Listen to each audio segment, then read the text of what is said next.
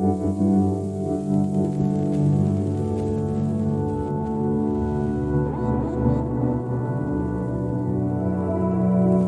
buenos días, soy Fabricio Córdoba del Grupo 7 y para el presente trabajo de Ética y Ciudadanía hemos decidido hablar sobre los requisitos mínimos para ser ministro en el Perú, a partir del estudio del comportamiento del ex premier Guido Bellido.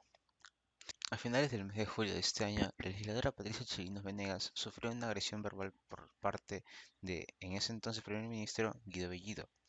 Él expresó frases machistas y misóginas en contra de la legisladora, tales como: ¿qué te preocupa de eso? Anda, cásate. Y ahora solo falta que te violen.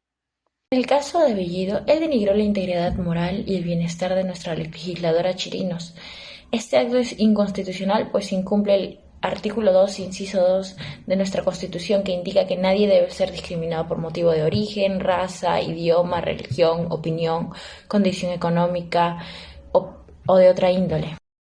De igual manera, Bellido pudo argumentar de que estaba en todo su derecho a manifestar su opinión, lo cual es cierto, pues está en nuestra Constitución. Sin embargo, nosotros, al estar en un Estado pluricultural, debemos regirnos bajo unos mínimos morales o bajo las normas de justicia impuestas por el Estado. Adela Cortina indicó: la convivencia es posible siempre y cuando las personas compartan unos mínimos morales. A partir de ello, podemos decir que Bellido no se mostró nada solidario con Chirinos. Pero primero tenemos que saber qué es la solidaridad. Bueno, según lo aprendido en la semana 14, implica un profundo respeto hacia los demás. Según Medina, cuidar de los que nos rodean es nuestra obligación moral como seres interdependientes. La frase "ahora solo falta que te violen" hace referencia al sinnúmero de casos de mujeres abusadas en nuestro país, y sin embargo él no sintió ni empatía ni solidaridad contra ella. El problema ético ciudadano reside en que si los requisitos para ser ministro de Perú son lo mínimo necesario para saber si éste desempeñará una gran labor con la ciudadanía. Al hablar de las condiciones de que un ciudadano debe cumplir para desempeñar el papel de ministro del Estado, hacemos referencia al artículo 124 de la Constitución Política del Perú, que señala: para ser ministro de Estado se requiere ser peruano por nacimiento, ciudadano en ejercicio y haber cumplido 25 años de edad. Los miembros de las Fuerzas Armadas y la Policía Nacional pueden ser ministros. Teniendo en cuenta lo anterior, es imposible no darse cuenta que estos requisitos no nos aseguran que el encargado de desempeñar tal papel será una persona moral o siquiera una persona instruida.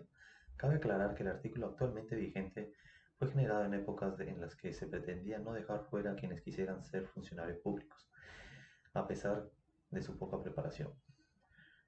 Pero en la actualidad las oportunidades educativas han cambiado y se debería subir el estándar. También debemos tomar en cuenta otro artículo en consideración: el artículo 38 de la Constitución Política del Perú, que señala: todos los peruanos tienen el deber de honrar al Perú y de proteger los intereses nacionales, así como de respetar, cumplir y defender la Constitución y el ordenamiento jurídico de la nación, haciendo énfasis en el honor y respeto a la Constitución, porque es a través de estos que se construye una buena vida en sociedad. Esto debería reflejarse en los requisitos necesarios para ser ministros: el conocer su constitución y respetarla. Además, sujeto también al principio de la legalidad, ayudaría a aplicar un control administrativo más severo y prevenir que situaciones lamentables como la del exministro Bellido sucedieran. Para saber si los involucrados hicieron un buen uso de su libertad, necesitamos entender qué es la libertad. Según Sabater, la libertad es la capacidad que tenemos los humanos para poder elegir, pero no elegir lo que uno quiere, sino elegir siempre la mejor opción, asumiendo la responsabilidad de los actos. Asimismo, nos recuerda también que el ciudadano es el sujeto de su libertad y de la responsabilidad que conlleva, o como leía Paul Barry Clerk, ser un ciudadano pleno significa actuar en y para un mundo compartido con otros. En este caso hemos destacado tres agentes morales. El primer agente moral es el señor Guido Bellido, quien vilipendió a la legisladora Chirinos. Él usó su libertad de expresión y de opinión con el fin de denigrarla. Por ende, él hizo un mal uso de su libertad, puesto que no escogió lo mejor ni para él ni para su compañera de trabajo. Además, no se responsabilizó de su actuar, pidiendo disculpas del caso, ya que él cree que no ha hecho nada grave o nada perjudicial para su compañera. No asume el daño que le ha ocasionado tanto a ella como a la población peruana que lo ve y que lo tiene de ejemplo. Esto nos da a entender una vez más el mal uso de la libertad por su parte. El segundo agente moral es Patricia Chirinos, quien hace un correcto uso de su libertad. Ella no ignoró la conducta misógina de Bellido y lo denunció. Fácilmente pudo haberlo ignorado, pero sabía que si lo detenía y más mujeres iban a sufrir. Fue entonces que tomó la decisión de denunciar tal comportamiento machista y asumir la responsabilidad de ello. Ciertamente, una actitud muy valerosa y un claro ejemplo de cómo hacer un correcto uso de la libertad en el momento que nuestros derechos se ven vulnerados. El tercer agente moral es el presidente Castillo, pues tomando como referencia el caso del ex premier, es él quien designa dichos cargos a conciencia. Tocando el tema de la libertad, asumimos que el presidente fue consciente de sus actos al nombrarlo premier, cuyo hecho fue controversial tanto para los congresistas de derecha como los de izquierda. Su permanencia corta en el cargo trajo consigo diversas polémicas debido a sus lazos terroristas, con el machismo, etc. Estos hechos fueron, a nuestro parecer, los principales motivos para que el jefe de Estado le pida la renuncia. El acto de haber destituido a Bellido significa que se responsabilizó de su errónea decisión y trata de enmendar lo que hizo. Esto demuestra un buen uso de la libertad por parte de nuestro presidente. Me gustaría iniciar citando a Fernando Savater. Sin duda, hay un derecho a la diferencia, pero eso no equivale a reconocer una diferencia de derechos. Como ciudadanos podemos tener diferentes opiniones, es completamente válido, pero no significa que tengamos que faltarnos el respeto por nuestras opiniones y mucho menos violar los derechos de los demás. Ahora, asimismo, como somos ciudadanos, debemos ejercer nuestra libertad, pero debemos hacerlo con responsabilidad. Y para lograrlo, la base es el respeto. En este caso, ¿se habrán respetado los derechos y deberes de los demás? Vamos a averiguarlo. Según el artículo 33 de la Declaración Americana de los Derechos y Deberes del Hombre, toda persona tiene el deber de obedecer a la ley de su país. En el caso de Bellido, este incumplió una ley fundamental de la sociedad, que es el respeto a la integridad moral de los demás. Además, el exministro incumplió con uno de sus mayores deberes como padre de la patria, que es el cumplimiento de la Constitución. A pesar de ser ministro de una nación, eso no le excluye de lo que manda la Constitución. Bien lo indica el artículo 38 de la Constitución Política del Perú de 1993. Todos los peruanos tienen el deber de honrar al Perú y de respetar, cumplir y defender la Constitución y el ordenamiento jurídico de la nación. Pasemos con los derechos. De acuerdo al artículo 7 de la Declaración Universal de los Derechos Humanos, todos son iguales ante la ley y tienen sin distinción derecho a igual protección de la ley. Este derecho se cumple, ya que a pesar del alto cargo que Bellido ostentaba, fue destituido de su cargo sin distinción alguna. Pasando, según la Constitución Política del Perú de 1993, artículo 2, inciso 3, toda persona tiene derecho a la libertad de conciencia y de religión, en forma individual o asociada. No hay persecución por razón de ideas o creencias, no hay delito de opinión. Ahora, este derecho se hace respetar en toda sociedad democrática y no es la excepción en este caso. Sin embargo, existe la costumbre de muchos legisladores de autodenominarse perseguidos políticos cuando son reprendidos por sus comentarios desatinados. El caso del exministro no es la excepción.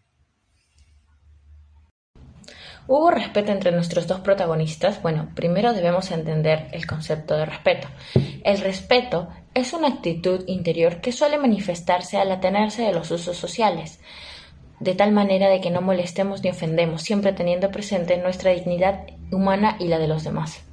Conforme lo estudiado en la semana 12, el diálogo busca la verdad a través de la razón, apegándose siempre al respeto de los derechos fundamentales. Podemos entender que el respeto en el diálogo es a la persona, porque quizás sus opiniones sean inmorales o falsas, pero eso no nos da derecho de dañarlas a ellas. Según Barrio, el primer requisito para el diálogo es tener algo que aportar en torno al tema. Lo que se conoce del tema es que Chirinos le pidió la ex oficina de su padre a Bellido, lo cual le respondió de una manera machista y misógina, indicando frases como anda, cásate o ahora solo falta que te violen, simplemente por el hecho de que la legisladora le diga que está soltera, era casada y ahora es viuda. Ahora es cuando nos preguntamos si él consideró el artículo 1 de nuestra Constitución, la cual dice que la defensa de la persona humana y el respeto de su dignidad son el fin supremo de la sociedad y del Estado. Teniendo en cuenta lo antes mencionado, notamos que claramente Bellido no respetó los derechos fundamentales de la actual legisladora Chirinos, según nuestra Constitución política. Es ahora cuando nos preguntamos qué hubiese pasado si Bellido hubiese sido más respetuoso a la hora de expresarse. Pues simplemente habían dos respuestas lógicas, decir sí ante la petición o decir no, y de allí no hubiera pasado, él se hubiese ahorrado una demanda que le impuso la legisladora por agresión verbal. Pensamos que tenemos muchas cosas que mejorar como país, pero como por ahora no se puede, por lo menos pedimos que seamos más prudentes a la hora de elegir a nuestro futuro jefe de Estado, pues ellos son los que designan a nuestros futuros ministros. Bellido respetó el principio básico del pluralismo moral. Según Cortina, el pluralismo significa que los ciudadanos comparten unos mínimos morales, a pesar de que no compartan la misma concepción de vida buena. Estos mínimos deben ser el respeto a la integridad de las demás personas, un trato igual para todos y, como dice el principio kantiano, tratar a los demás como un fin y no como un simple medio. En nuestro caso, Bellido hizo comentarios machistas que denigraron la integridad de la legisladora. Él puede tener un punto de vista distinto al de los demás, pero esta posición debe respetar los principios antes mencionados. Por ende, Bellido no respetó el principio básico del pluralismo moral. ¿Acaso Patricia debió ser más tolerante? Según Barrio, la tolerancia es el respeto hacia los distintos puntos de vista, aunque no concuerden con los nuestros. Pero no todas las actitudes son igual de tolerables. Cortina dice que, en cuestiones de justicia, uno no debe ser tolerante, sino intransigente. Por ende, esos comentarios misóginos de Bellido como «espero que te violen» no deben ser tolerados bajo ninguna circunstancia. A pesar de ello, Patricia se mostró abierta al diálogo para hacer recapacitar al ministro sobre su mal actuar, pero este le respondió de manera aún más grosera, incumpliendo uno de los requisitos para el buen diálogo, una buena actitud de escucha. Por ende, Chirinos hizo bien al no volver a dialogar con Bellido, y la mejor acción que pudo hacer fue denunciarlo. La solidaridad, tal como dijo nuestra compañera Jennifer anteriormente, implica un profundo respeto hacia los demás. En el caso de ejemplo, podemos indicar que el protagonista Guido Bellido no presentó ningún acto de solidaridad, ya que él le respondió a Chirinos una petición con argumentos como «ahora solo falta que te violen». Dicho acto fue nada solidario considerando la tasa de violencia de género en el Perú actualmente. Alguna de las características de ser solidario es respetar el pluralismo, ser capaz de entender al otro ser humano y rechazar cualquier tipo de discriminación. Estos puntos no fueron considerados por parte del expresidente de ministros, puesto que se comportó de una manera sexista al mencionar «anda, cásate». Evidentemente Bellido no mostró compasión ni empatía hacia Chirinos, ya que ella mencionó que actualmente era viuda y ni eso fue motivo para que se abstenga de decirle para faltaba que la abusen. El individualismo es una característica para nada compatible con la solidaridad, ni con la participación en una comunidad política, puesto que al enfocarse en el yo olvida el interés por los demás o por la sociedad, desencadenando problemas de pobreza y desigualdad. Como lo dice Adela Cortina en ¿Para qué sirve realmente la ética?, ese es el individualismo que Bellido mostraba y que en un futuro pudo haber agravado los problemas sociales de nuestro país. Tal como menciona la misma autora, no podemos sentir compasión por los que nos resultan indiferentes, sino solo por los que de alguna manera nos importan.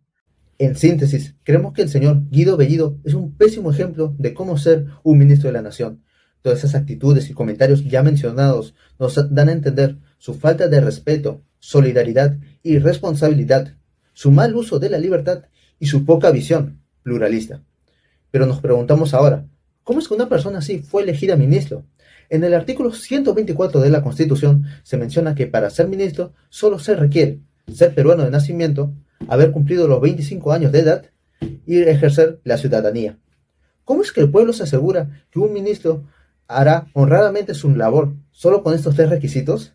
Sin duda alguna, nosotros creemos que estos requisitos deben ser cambiados por el bien del país y para lograr un verdadero Estado de Derecho, donde el respeto a los derechos de la persona sea la misión principal. Adentrándonos más en la comparación de requisitos necesarios para ser ministros o su homólogo en otros países, podremos apreciar las capas de seguridad con las que cada país se encarga de que las personas idóneas lleguen a los cargos correctos, o al menos lo intentan. De entrada se puede apreciar un común denominador entre España y países de Latinoamérica: los requisitos de mayoría de edad, lugar de nacimiento o nacionalidad. En este caso, Chile, a diferencia de Perú, por ejemplo, hace una precisión al momento de requerir una debida formación para asumir el cargo. Es un detalle que suele pasarse de largo en distintos países de la región. Asimismo, Chile y España comparten la preocupación de que sus ministros no sean sentenciados. Ahora, algo a destacar que quizás solo sea un gesto político, pero que resulta importante tener en cuenta, son los requisitos de idoneidad que se llevan en España, donde se destaca la honorabilidad, un requisito que implica un carácter bien formado. Por último, Estados Unidos, que en principio puede parecer que posee requisitos más flexibles a diferencia de otros países, no lo es si se revisa a detalle, ya que necesitan pasar el control del FBI y ser aprobados por el Senado. Ahora, después de esta comparativa, podemos apreciar que son estas clases de requerimientos que elevan la calidad de los ministros, y es algo que podríamos apuntar si lo que deseamos es mejorar nuestra democracia tan fracturada.